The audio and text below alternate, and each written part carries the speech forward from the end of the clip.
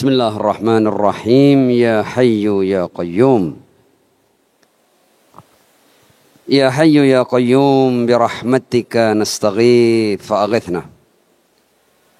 Wa la takilna ila anfusina tarfata 'ainin abada wa aslih lana sya'nana kullah.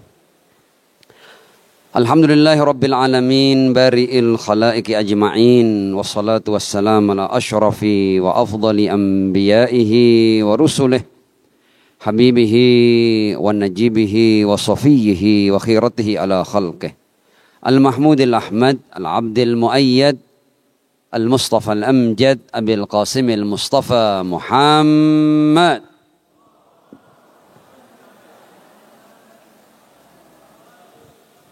wa ala alihi tayyibin at-tahirin al-ma'sumin wa ashabihi al-muntajabin siyama baqiyatillahi fil aradin najalallahu ta'ala farajahu syarif wa ja'alna wa jami'al mu'minin wal mu'minat wal muslimin wal muslimat min adba'ihi wa junudi amma ba'd.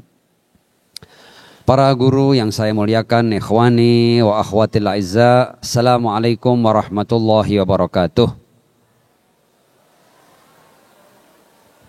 Ya, ini sepertinya memang antara ruangan ya dan yang hadir tidak berimbang ya. Jadi ruangannya besar, pakai yang ini, sholawat.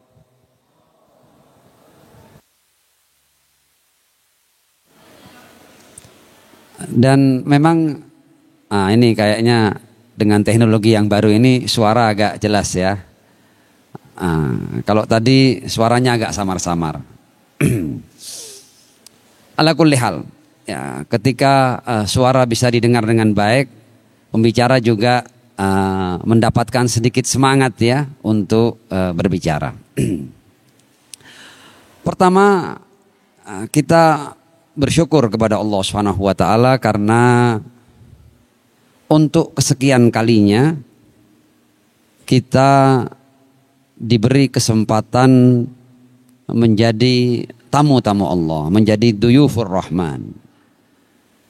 Kalau kita tidak memaknai predikat kita sebagai tamu-tamu Allah, boleh jadi kita anggap masuk keluar bulan Ramadan adalah sesuatu yang biasa. Tapi kalau kita mau sejenak memikirkan, merenungkan, memaknai tentang bulan Ramadan dan bahwa kita diundang sebagai tamu-tamu Allah, maka kita tidak akan anggap kesempatan kita masuk di bulan Ramadan merupakan sesuatu yang biasa, tapi adalah sesuatu yang luar biasa. Pada kesempatan kali ini saya ingin mengetengahkan sebuah tema yang merupakan analisa salah seorang penulis yang cukup ternama, populer, namanya Syekh Akram Barakat, dalam kitabnya Syahrullah. Di antara tema yang diangkat oleh alim ini adalah sebuah pertanyaan. Pertanyaan, mengapa kita berpuasa? Limadza nasum? Dalam menjawab pertanyaan ini, yang tentu pertanyaan ini terkait dengan bulan kita dan terkait dengan ibadah yang kita lakukan, sangat terkait dengan Syahrullah, terkait dengan kita sebagai duyufur rahman. Beliau memberikan beberapa jawaban yang boleh jadi hampir semua jawaban itu pernah antum dengar. Di antaranya beliau berkata bahwa ada banyak orang dalam benaknya, dalam pemikirannya, ketika mereka hendak menjawab limadza nasum, ya, kenapa kita berpuasa, itu sebagian memberikan jawaban puasa itu sangat baik untuk kesehatan kita. Dan mereka kemudian berdalih dengan apa yang pernah sampai dari Ar-Rasul sallallahu alaihi wa alihi, sumu tasihhu, berpuasalah karena dengan puasa kalian akan mendapatkan kesehatan. Ada orang-orang yang ketika berpuasa dan mereka bersemangat untuk berpuasa, Mereka hanya membedek masalah kesehatan tubuh. Ini bukan salah, benar. Memang dengan puasa kita akan mendapatkan kesehatan. Tapi apakah semua alasan kita berpuasa hanya tersimpul pada masalah kesehatan? Tentu tidak, ya. Bahwa sumu tasihu benar adanya. Nah, ini juga sambil nanti kita mengkaji ini, kita bisa kembali pada diri kita. Kita ini loh kemudian berpuasa. Itu sebenarnya apa yang menjadi motivasi kita untuk melakukan puasa? Jangan-jangan kita termasuk orang-orang yang berpuasa dan semata-mata kita berpuasa dalam rangka meraih kesehatan. Bukan salah, tapi tentu bukan hanya kesehatan. Sumu tasihu. Itu salah satu jawaban atas pertanyaan limadza nasum. Kita akan melanjutkan beberapa alasan yang boleh jadi kita semua telah mengetahuinya. Jawaban yang kedua adalah asy'ur bil fuqara, agar kita punya empati dan simpati kepada orang-orang fakir.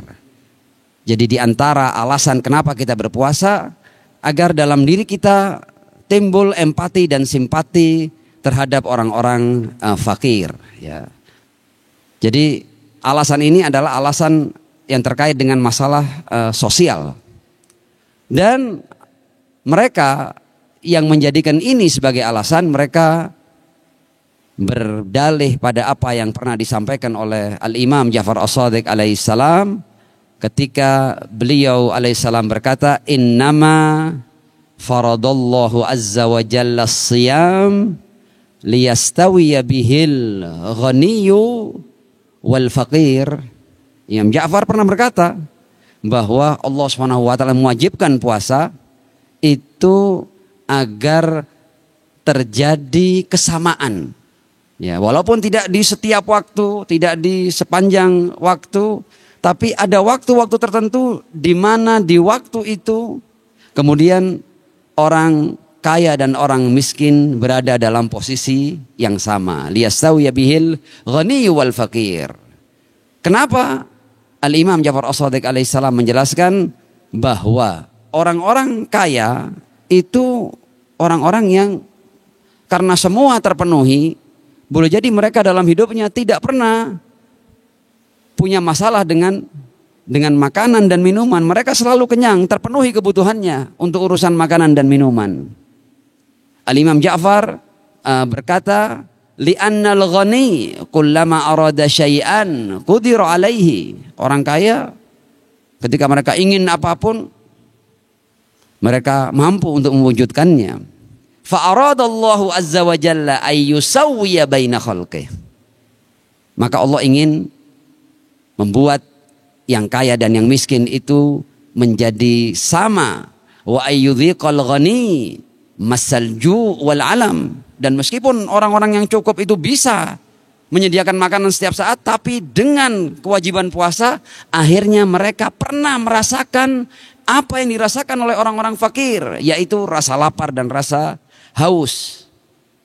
Liyariqa 'ala dhaif fayarhamal ja'i. Agar ketika orang-orang ini kemudian merasakan lapar, haus, hati mereka terenyuh dan kemudian mereka akan berbagi dengan orang-orang miskin, dengan orang-orang yang kelaparan. Itu dua alasan kenapa kita berpuasa. Kita masuk pada alasan yang ketiga. Sebagian ketika mereka berpuasa, mereka membedek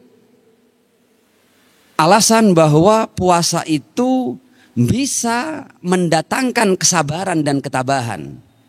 Dengan puasa, artinya seorang mukmin, seorang muslim, ketika dia berpuasa selama sebulan penuh, ya, maka dia akan terlatih dan kemudian dia akan menjadi pribadi yang sabar.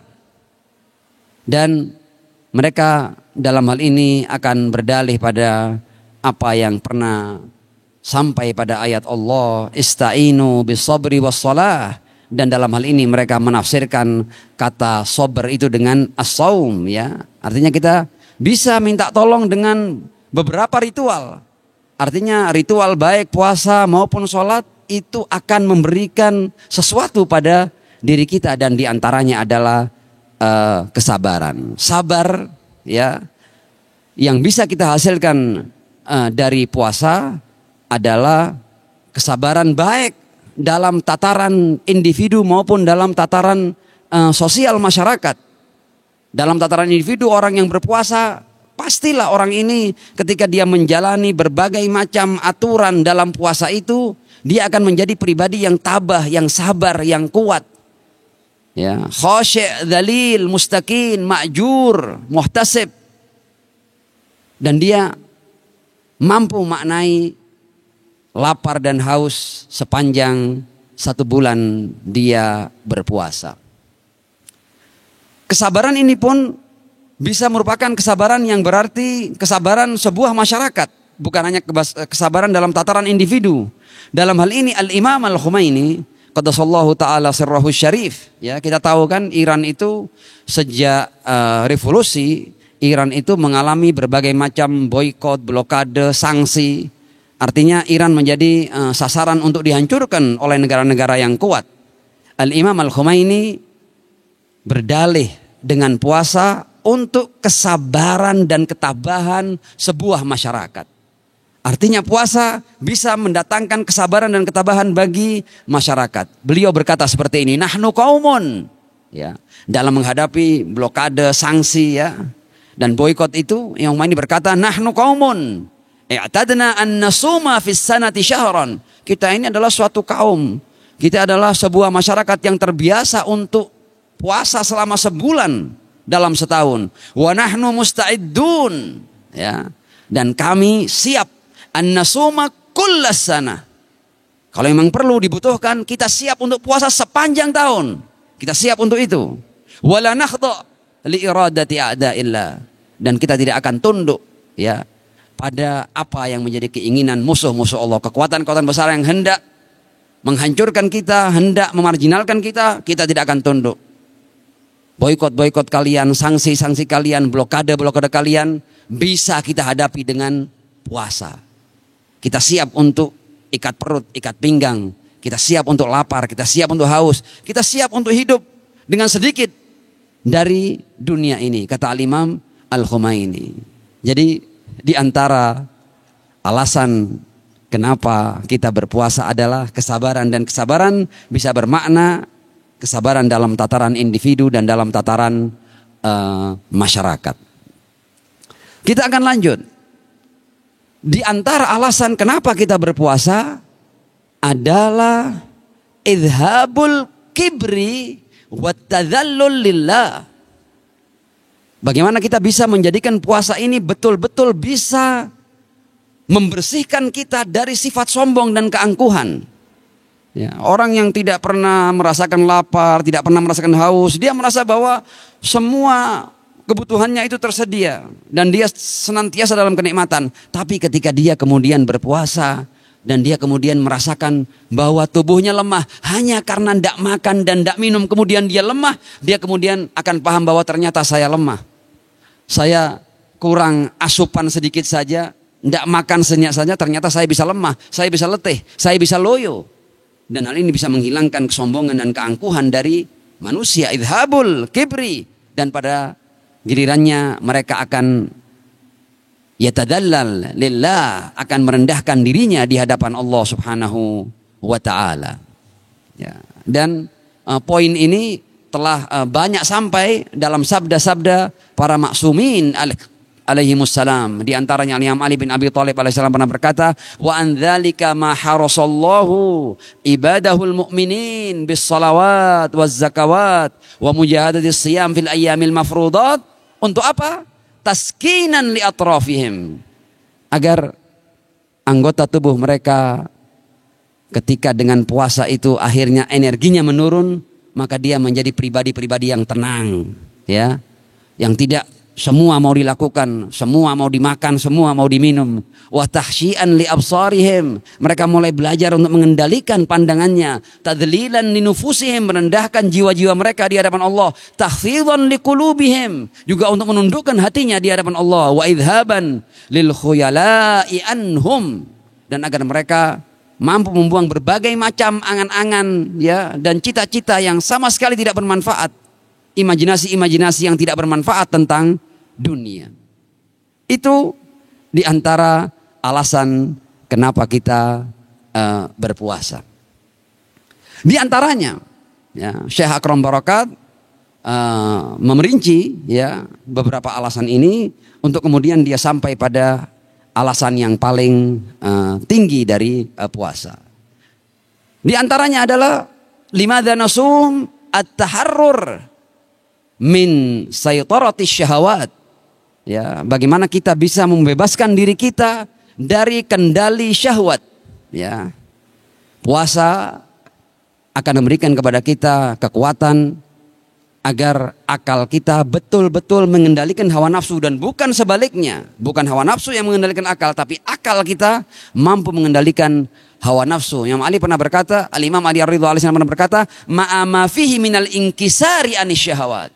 Jadi begitu kita puasa, maka dorongan-dorongan hawa nafsu ini akan melemah.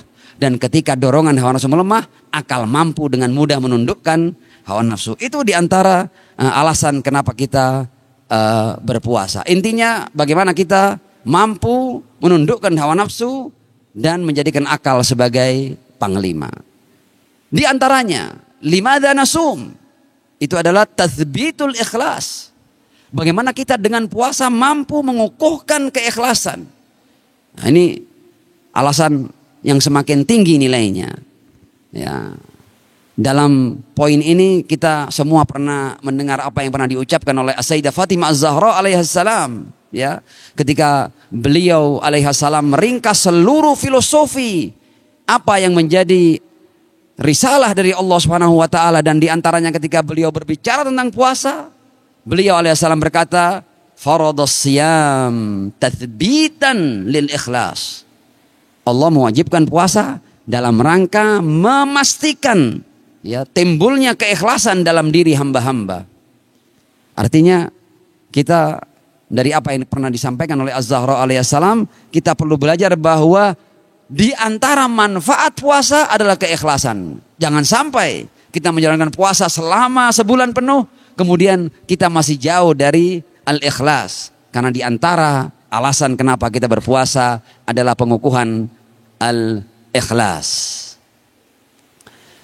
Dalam hal ini kita perlu sedikit mendalami tentang poin ikhlas ini, bahwa puasa itu dalam bentuk lahirnya adalah adanya serangkaian yang tidak boleh kita lakukan. Yang kalau kita lakukan itu menjadi sesuatu yang membatalkan puasa. Kita tidak boleh makan, tidak boleh minum, tidak boleh melakukan beberapa aktivitas yang boleh jadi di luar puasa itu adalah halal. Tapi di saat puasa sengaja kita, bahkan makan tidak boleh, minum tidak boleh, hal-hal yang halal lain pun tidak boleh. Ya, nah ada orang-orang yang sekedar menjalankan tidak makan dan tidak minum, tidak melakukan serangkaian hal, tapi tidak dibarengi dengan an-niyah. Yang paling penting untuk urusan ikhlas ini, mereka melakukan ini untuk apa? Untuk apa mereka harus menghindarkan dirinya dari makan dan minum, dari berbagai macam aktivitas? Apa alasannya? Alasan agar tercipta ikhlas adalah bahwa kamu harus melakukan semua itu dengan sebuah niat. Dan niat itu bisa kita tafsirkan dengan makna yang sederhana, yaitu bahwa kamu melakukan ini semata-mata karena Tuhanku yang menciptakan aku, memerintahkan aku untuk melakukan ini. Ya. Niat untuk taat pada apa yang menjadi keputusan Allah Subhanahu wa taala, ya. Dan membiasakan diri untuk melakukan sesuatu semata-mata karena ini diperintah oleh Allah, itu akan menumbuhkan keikhlasan. Jadi kalau sekedar tidak makan, dan artinya seringkali kita ini seringkali berpuasa dan kita kehilangan niat. Kita masuk dalam ritual puasa, benar kita Sahur kita ikut sahur, kemudian waktu mulai imsak kita sudah imsak, betul-betul kita menghindarkan diri dari hal yang membatalkan puasa sampai nanti masuknya waktu maghrib. Tapi di sepanjang kita berpuasa, Tuhannya hilang. Kita cuma tidak makan, tidak minum, tidak melakukan hal tertentu, tapi Tuhannya hilang. Akhirnya menjadi sebuah seremoni, menjadi sebuah ritual yang setiap tahun biasa kita lakukan. Dan kemudian kita melihat bahwa saat-saat puasa itu saat-saat yang nikmat, kita bangun sebelum subuh sama-sama, makan sama-sama, keluarga bertemu, kemudian berbagai hidangan, makanan, minuman ya, untuk kemudian nanti ada acara-acara ngabuburit dan lain sebagainya, kita kumpul-kumpul, keluarga bertemu, kemudian kita buka puasa bersama. Jadi ritualnya menjadi semarak, tapi Tuhannya hilang. Karena itu dalam menjalankan ibadah puasa ini setan itu luar biasa canggihnya. Kadang-kadang mereka mampu men-switch. Ya, kita melakukan ibadahnya, tapi kemudian Tuhannya hilang, niatnya hilang. Untuk apa kita berpuasa hilang? Ya, karena itu dalam hal puasa ini As-Sayyidah Fatimah Az-Zahra mengingatkan kepada kita, wa faradallahu siyam tathbitan lil ikhlas. Ya, jangan sampai sepanjang kamu menjalankan ibadah puasa Tuhannya hilang. Jangan sampai hilang Tuhannya. Harus selalu ada Allah dalam setiap saat kita melaksanakan ibadah puasa. Dan keikhlasan itu indikatornya adalah bahwa kita semakin dekat dengan Allah. Ya, ada orang puasa tapi kedekatannya, takarrubnya dengan Allah tidak berubah sama sekali. Ya dia itu. Ya seperti dulu itu. Tidak ada perubahannya, tidak ada perbedaannya. Itu menunjukkan bahwa puasanya hanya berhenti pada seremoni dan ritual saja. Benar puasanya, sah puasanya. Tidak salah puasanya secara fikih. Tapi makna puasa hilang. Karena apa? Karena puasa tidak membuat dia lebih dekat dengan Allah Subhanahu wa ta'ala. Al-Imam Ali bin Abi Thalib alaihissalam dalam hal keikhlasan ini beliau berkata, as-shaum ibadatun bainal abdi wa khaliqih la yattali'u 'alaiha ghairuh wa kadzalika la yujazi anha ghairuh. Puasa ini padahal disifati dengan sebuah ibadah yang luar biasa. Bayangkan, puasa adalah ibadah ya antara hamba dan penciptanya. Dan tidak ada yang tahu apakah hamba ini puasa atau tidak kecuali Allah Subhanahu wa taala. Dan karena ibadah ini yang tahu hanya Allah, maka sebagai konsekuensi logisnya yang akan memberikan imbalannya juga Allah Subhanahu wa taala. Loh iya. Apakah kita puasa atau tidak puasa itu yang tahu hanya Tuhan. Ya, orang lain tidak akan pernah tahu. Orang lain ketika melihat kita tidak makan, tidak minum, ya di bulan puasa kita sudah dianggap berpuasa. Tapi apakah kita sudah berpuasa beneran? Hanya Allah yang tahu. Ya. Jadi as-shaum adalah sebuah ibadah yang tahu adalah Allah Subhanahu wa taala. Ini hambaku puasa ini karena apa? Dalam rangka apa dia? Untuk apa dia tidak makan, tidak minum? Untuk apa dia menghindarkan dirinya dari serangkaian hal yang sebelumnya halal? Untuk apa? Allah yang tahu. Kita pun tahu. Ya, kita pun tahu. Kita ini berpuasa untuk apa? Dalam rangka apa? Apa yang hendak kita raih? Ya, jangan sampai kita ini berpuasa setiap tahun, tapi kita tidak tahu apa yang hendak kita raih. Dan seringkali kita begitu. Kita hanyut dalam ritual. Makna di balik ritual hilang dari benak kita. Nah, padahal kalau kita mau mendalami sedikit lagi tentang puasa ini adalah bahwa yang paling penting dari puasa ini adalah asy'ur bimuraqabatillah. Kita sadar bahwa kita senantiasa dalam pengawasan Allah Subhanahu wa taala. Tapi jangan hanya untuk makan dan minum. Kita ini ketika puasa, bahkan ketika kita di rumah sendirian, kita tidak mungkin kita kemudian diam-diam makan meskipun tidak ada yang lihat. Tiba-tiba kita minum meskipun tidak ada, kita bisa itu tapi tidak kita lakukan. Kenapa tidak kita lakukan? Karena kita sadar pada muraqabatullah, pada pengawasan Allah. Permasalahannya adalah kita jangan menyadari pengawasan Allah hanya dalam puasa. Kenapa kita puasa? Kita mampu untuk tidak makan, tidak minum karena kita sadar dalam pengawasan Allah. Kenapa ketika kita keluar dari bulan puasa, seakan-akan muraqabatullah sudah selesai. Tidak ada lagi pengawasan Allah. Sehingga kita bebas melakukan apa saja. Puasa itu adalah tempat tamrin, tempat tadrib. Agar ketika kita sudah punya perasaan bahwa kita selalu diawasi Allah, setelah puasa, setelah keluar dari Ramadan, kita juga punya perasaan yang sama. Jangan dikira muraqabatullah itu hanya terjadi pada bulan puasa. Ya seakan-akan kalau sudah hari raya kita kemudian kita merasa bebas. Bebas seakan-akan sudah ini sekarang semuanya sudah boleh ya. Kita melakukan apa saja sudah boleh ya. Riba-riba sudah boleh ya. Fitnah-fitnah sudah boleh. Ngomong-ngomong kotor sudah boleh. Berbuat sedikit liar sudah boleh. Karena puasa sudah lewat. Seringkali kita begitu. Dan itu keahlian setan. Setan membuat kita alim di 1 bulan, tapi begitu kita keluar, kita menjadi liar kembali. Seakan-akan bahwa 1 bulan itu adalah, ya itu cukup sudah. Kita kan sudah menjaga diri selama sebulan. Setelah itu kan bebas kan. Masa kita terkungkung terus? Padahal tujuannya agar dari sebulan puasa, kita menjadi pribadi yang keluar dari Ramadan. Dan kita selalu punya kesadaran bahwa kita selalu dalam pengawasan Allah Subhanahu wa ta'ala. Nah, itu diantara alasan kenapa kita berpuasa. Kita masih akan lanjut. Ma'as salati ala Muhammad wa ali Muhammad.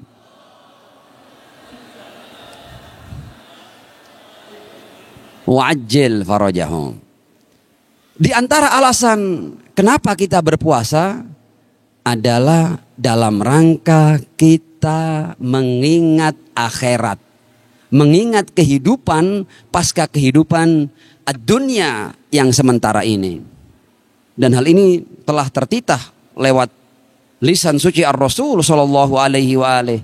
Dalam khutbah Ramadaniyah itu ada bagian ketika Ar-Rasul berkata, "Wadhkuru biju'ikum wa atashikum fihi ju'a yaumil qiyamati wa atashih." Jadi puasa jangan cuma jadi ritual biasa, tapi ketika kamu menjalankan puasa, kamu merasakan lapar, merasakan haus.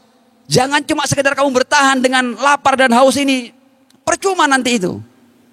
Bagaimana kamu bisa menjadikan rasa lapar dan haus ini menjadi pengingatmu akan rasa haus dan lapar di hari kiamat nanti. Wadhkuru biju'ikum wa atashikum fihi ju'a yaumil qiyamati wa atashih. Ya, agar kita betul-betul selalu mawas diri, selalu berhati-hati. Ya, 1 bulan ini lapar dan hausnya hanya pengingat untuk rasa haus dan lapar yang hakiki di hari kiamat nanti. Itu beberapa alasan kenapa kita berpuasa. Nah, kemudian setelah menyebutkan beberapa alasan, Syekh Akram Barakat memberikan sebuah analisa yang menurut saya menarik. Beliau berbicara tentang beda antara al-hikmah dan al-illah. Apa? Beda antara al-hikmah dan al-illah. Beberapa hal tadi yang kita sebut, kata beliau itu adalah hikmah di balik puasa. Artinya, ketika kamu berpuasa, kamu dapat kesehatan, kamu akhirnya ingat kepada akhirat, kamu akhirnya menjadi pribadi yang ikhlas. Itu adalah hikmah-hikmah daripada puasa. Tapi al-hikmah bukanlah al-illah. Nah, apa beda antara al-hikmah dan al-illah? Bahwa al-illah itu adalah sebab hakiki kenapa Allah sampai mewajibkan puasa. Kita, kata Syekh Akram Barakat, tidak akan pernah tahu kenapa Allah mewajibkan puasa kalau seandainya tidak Allah sendiri yang menjelaskan, aku wajibkan puasa untuk ini. Ya, ketika ada nas yang sharih yang menjelaskan alasan atau illah di balik diwajibkannya puasa, baru kita bisa paham bahwa untuk itulah kemudian puasa diwajibkan. Beberapa hal tadi itu masuk dalam ranah hikmah, bukan ranah al-illah. Ya. Adapun apa kira-kira illah atau sebab hakiki di balik diwajibkannya puasa, boleh jadi sampai sekarang belum ada yang tahu. Yang disampaikan kepada kita hanya hikmah-hikmah tadi itu, kesehatan, keikhlasan, ingat akhirat, ya, mendapat kesabaran, macam-macam tadi itu. Tapi apa sebab hakiki dibalik diwajibkannya puasa? Ya silahkan. Kalau sampai nanti ada yang menemukan nas, kira-kira apa ya al-illah al-haqiqiyah ya dibalik diwajibkannya puasa, maka kita tahu ilahnya. Kalau enggak, kita sekarang ini sedang berbicara tentang hikmah di balik puasa. Naam. Kemudian setelah menyebutkan beberapa hal tadi yang masuk dalam ranah hikmah dan beliau menjelaskan perbedaan antara al-illah dan al-hikmah, kemudian beliau menyebutkan tentang hikmah terbesar di balik diwajibkannya puasa.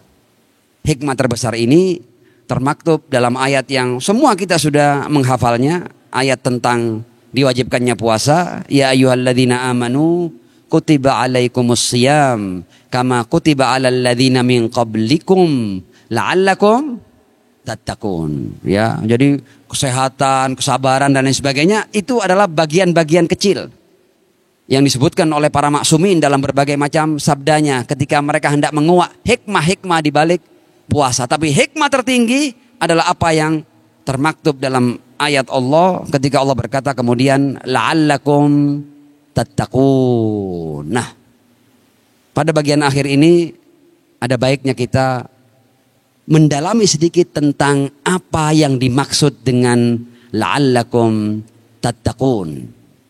Nah, takwa itu ternyata lebih terkait dengan hati ketimbang dengan amalan-amalan kita. Artinya al-a'mal itu hanyalah konsekuensi logis daripada al-qulub. Karena itu di Al-Quran, dzalika wa may yu'azzim syairallah fa innaha min taqwal qulub. Jadi takwa itu sebenarnya di hati. Ketika seseorang hatinya bertakwa, maka amal-amalnya juga pasti akan mengacu kepada apa yang ada di hatinya. Jadi orang yang hatinya ada takwa, pasti amal-amalannya juga bernuansa ketakwaan kepada Allah Subhanahu wa taala. Nah, kenapa kok kemudian takwal qulub? Kenapa kok yang takwa itu hati? Kita tahu bahwa berubah-ubahnya manusia itu bergantung pada hatinya. Hati itu dikatakan hati, wal qalbu summiya qalbun li'annaha yataqallab. Hati itu dikatakan qalb karena memang yataqallab, berubah-ubah hati itu. Kita tahu kan? Hati kita ini kalau kita lihat berubah-ubah, kadang-kadang kita bisa katakanlah sepertinya kita ketika mau ibadah itu kita siap, kita penuh semangat, penuh spirit. Ada saat-saat di mana hati kita tidak siap untuk diajak ibadah, seperti malas, seperti sudah suntuk, seperti sudah seperti lelah hati kita. Hati itu yang berubah-ubah. Keimanan kita juga begitu. Ya, kadang-kadang kita berada dalam suasana keimanan yang sangat tinggi sehingga kita betul-betul menjalankan berbagai macam perintah Allah itu dengan penuh kesungguhan. Tapi ada saat-saat kemudian hati kita ini melayu. Kemudian kita menjadi lemah, menjadi loyo, menjadi tidak bersemangat ya. Hati itu ya taqallab. Karena itu doanya ya muqallibal qulub, tsabbit qalbi ala dinik. Ya, dan ini berkaitan dengan semua orang, tidak peduli. Semua ya taqallab. Ya, al-qulub tataqallab, hati-hati. Dan karena itu doa kita adalah tsabbit qalbi ala dinik.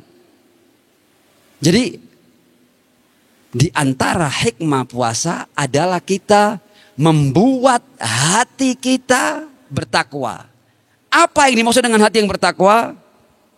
Taqwal qalb adalah ketika hati itu sudah punya ikatan, sudah punya pondasi yang kuat. Hati itu betul-betul sudah tercengkeram sehingga dia tidak bisa berubah-ubah. Hati yang bertakwa adalah hati yang pondasinya kuat, yang tidak mungkin berubah-ubah. Apapun yang dihadapi dia tetap di jalan, tidak peduli. Tantangan, rintangan, halangan, cobaan, ya, seberapapun besarnya, ketika hati sudah bertakwa, hati itu tidak mungkin akan berubah.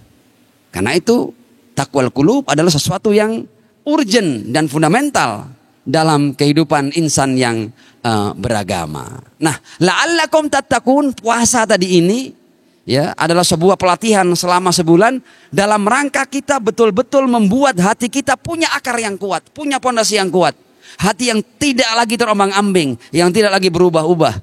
Hati yang konsisten dalam ketaatan kepada Allah. Hati yang tidak mungkin tertipu, terayu untuk berbuat maksiat kepada Allah Subhanahu wa ta'ala. Itu adalah hati yang bertakwa. Dan itu adalah buah daripada kita melakukan ibadah puasa. Al-Imam Ja'far As-Shadiq alaihissalam ketika menafsirkan tentang takwa, apa sih takwa itu? Ya, ternyata tafsiran beliau juga menunjukkan bahwa orang yang seperti ini adalah orang yang hatinya sudah mempunyai pondasi yang kuat. Beliau memberikan tafsiran yang sederhana tentang takwa. Kata beliau, apa itu takwa? Alla yafqudaqallahu haitsu amaraka wa la yaraka haitsu nahaka. Jangan sampai Allah tidak menemukan kamu dalam hal-hal yang Allah perintah kamu untuk melakukannya. Jangan sampai Allah tidak melihat kamu. Dan jangan sampai Allah melihat kamu dalam hal-hal yang Allah larang kamu untuk melakukannya. Wala yaraka haitsu nahaka. Hati yang bertakwa adalah hati yang sudah tidak yataqallab, hati yang sudah tidak berubah-ubah, hati yang sudah konsisten, hati yang sudah kukuh, teguh, istiqamah di as-sirat al-mustaqim. Nah, bagian akhir. Takwa dan solusi. Takwa dan solusi. Ini yang menurut saya adalah poin yang paling penting dari semua rangkaian pembicaraan yang sudah kita bahas sejak awal tadi. Seringkali orang itu merasa bahwa dirinya mampu mencari jalan keluar.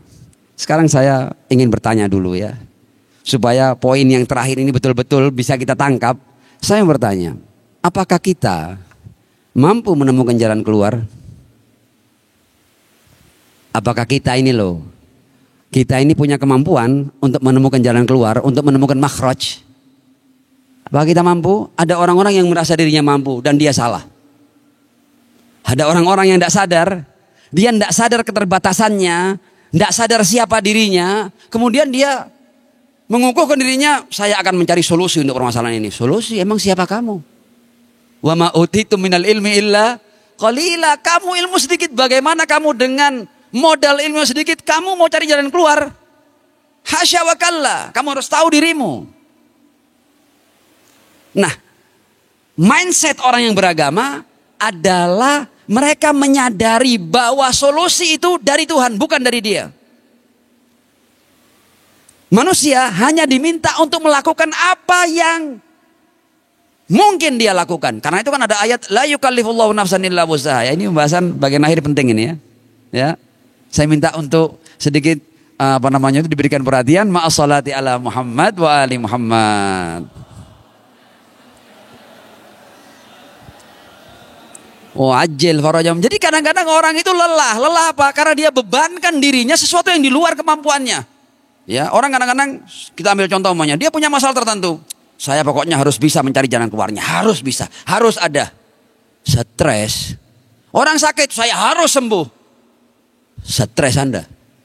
Ya, solusi bukan Anda. Anda tidak punya kemampuan untuk menciptakan solusi. Anda bukan kreator solusi. Dan kalau seandainya itu dibebankan oleh Tuhan kepada kita, Tuhan menjadi zalim. Bagaimana Tuhan meminta kita untuk mencari solusi sementara Dia memberi kita ilmu yang sedikit? Tidak logis, tidak rasional itu. Wa ma utitu minal ilmi illa qalila. Kemudian kita yang disuruh cari makhraj. Maka itu jangan pernah engkau lelahkan dirimu untuk mencari solusi, jangan. Ya. Jadi bagaimana? Yang diminta dari kita diminta untuk sesuatu yang mampu kita lakukan. Apa yang mampu kita lakukan? Yang mampu kita lakukan, kita konsisten di jalan Allah. Itu. Yang Allah minta, kita konsisten di jalan Allah. Artinya kita diminta untuk mengendalikan diri kita. Jangan sampai diri kita berbuat sesuatu yang bertabrakan dengan keridhaan Allah Subhanahu wa taala. Ya, jangan sampai kita berbuat sesuatu yang mendatangkan murka Allah. Nanti ketika antum sudah lakukan itu, baru nanti jalan keluar dari Tuhan. Wa may yattaqillaha yaj'al lahu makhraja wa yarzuqhu min haitsu la yahtasib. Ini kita baca berulang-ulang tapi kita masih ingin menampilkan diri kita sebagai penemu solusi. Ya, berarti kamu baca Quran tapi kamu ingkari ayatnya. Kamu hanya diminta untuk konsisten di jalan. Istaqim kama umirt. Jalan keluar bukan urusanmu, menang kalah bukan urusanmu. Al-Imam Al-Khumaini qaddasallahu taala sirrahu syarif dalam perjuangannya tidak pernah membedek kemenangan, tidak pernah ini solusinya begini, tidak pernah. Mau ma'murin bitaklif nabi natijah. Kita diperintah untuk menjalankan taklif, tidak diminta untuk sukses, tidak diminta untuk berhasil. Pokoknya konsisten jalan. Ayat lain yang mengukuhkan statement ini adalah manjahadu fina. Jadi kita cuma diminta bersungguh-sungguh di jalan Allah. Konsisten di jalan ini, lalu jalan keluarnya bagaimana? Nanti gimana nanti urusannya kita menemukan masalah ini, masalah ini. Lanahdiyannahum subulana. Urusan nanti jalan keluar aku. Jadi jangan kita pernah mengambil peran Tuhan ya. Jangan playing God ya. Seringkali orang ini bukan Tuhan tapi memainkan peran Tuhan. Nah, Anda tidak diminta untuk menyelesaikan semua permasalahan. Emang siapa Anda? Manjahadu fina lanahdiyannahum subulana. Dan di antara makna jahadu fina adalah at-taqwa wa may yattaqillaha yaj'al lahu makhraja. Dan untuk mendapatkan takwa, training utamanya adalah as-shaum la'allakum tattaqun. Ya, mohon maaf. Saya sudah berbicara agak panjang lebar ya ke sana kemari, tapi mudah-mudahan poin ini bisa bermanfaat bagi kita semua. Pembahasan sebenarnya masih berlanjut dengan tema yang berikutnya, tapi tidak sekarang, yaitu bagaimana kita bisa mencapai takwa dengan as-shaum. Itu pembahasan lain ya. Bagaimana kita bisa mencapai takwa dengan as-shaum. Kita ini berulang-ulang puasa tapi kita tidak dapat takwanya. Ya, kecuali yang dapat ya. Ini saya bicara tentang diri saya. Berulang-ulang puasa tidak dapat takwa. Nah, nanti kita akan sedikit membahas tentang bagaimana kita bisa meraih takwa dengan as-shaum ya. Ini sudah cukup ya. Ini di bagian akhir ya. Ini ada pesan tadi.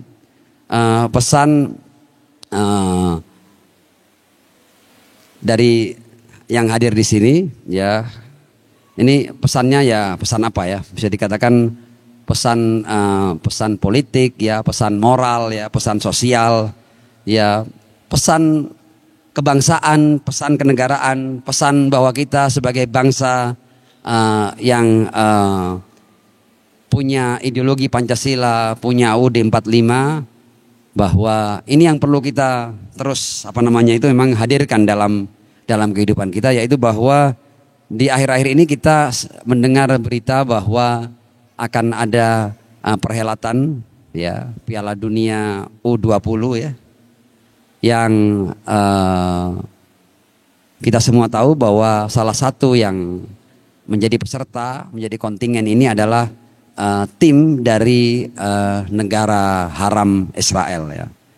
Memang narasi-narasi telah banyak dibuat sehingga tidak sedikit dari bangsa Indonesia, dari para pemuda Indonesia yang menganggap bahwa kenapa sih orang-orang ini kok bersitegang? Urusannya bola, urusan permainan bola. Ya, kenapa harus kita kemudian menolak anak-anak muda yang hendak bermain bola? Apa hubungannya sikap politik dengan permainan bola? Harus kita pisahkan antara olahraga dan politik. Ya, memang olahraga dan politik secara langsung tidak ada hubungannya. Tapi bahwa sebuah negara yang sepanjang puluhan tahun berdiri di atas tanah yang dijajah, tanah yang dirampas.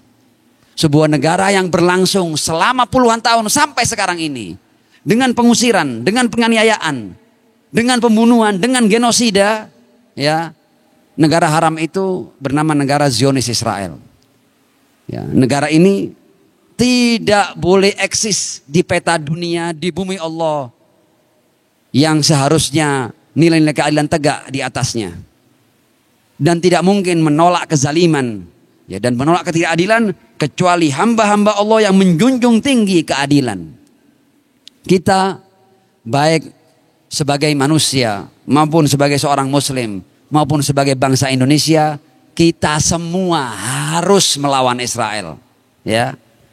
Kalau Anda manusia, maka Anda harus punya simpati dan empati kepada sesama manusia yang dijajah, yang dirampas haknya. Ya, negara ini adalah negara yang merampas hak-hak penduduk asli Palestina. Karena itu kalau kita manusia, kita harus punya empati dengan sesama manusia. Jadi kalau Anda manusia, Anda harus melawan siapapun yang melakukan penjajahan terhadap manusia. Kalau Anda manusia. Kalau Anda muslim, riwayat berkata, barang siapa yang tidak ikut memikirkan nasib sesama muslim, maka mereka bukanlah orang-orang muslim. Ya, setidaknya mayoritas rakyat Palestina yang dijajah itu adalah mereka beragama Islam. Dan kita sebagai seorang muslim, kita harus punya simpati. Kita juga harus ikut memperjuangkan apa yang menjadi hal yang dirampas dari mereka. Kita harus ikut menyuarakan suara mereka. Kita harus ikut apapun yang mungkin kita lakukan agar bangsa dan masyarakat Islam ini merdeka dari jajahan Palestina. Jadi kalau Anda seorang muslim, Anda juga tidak punya jalan lain kecuali Anda harus melawan Israel. Dan kalau Anda insan Indonesia, bangsa ini, ideologi negara ini, dalam pembukaan UUD 45 dikatakan bahwa kita akan menghapus seluruh bentuk penjajahan dan penindasan di muka bumi. Dan simbol penindasan dan penjajahan itu adalah Israel. Dan kalau Anda insan Indonesia, maka Anda juga tidak punya jalan lain kecuali melawan, ya, penjajah Israel. Karena itu kalau Anda tidak melawan Israel, maka Anda bukan manusia, Anda bukan muslim, dan Anda bukan insan Indonesia. Assalamualaikum warahmatullahi wabarakatuh.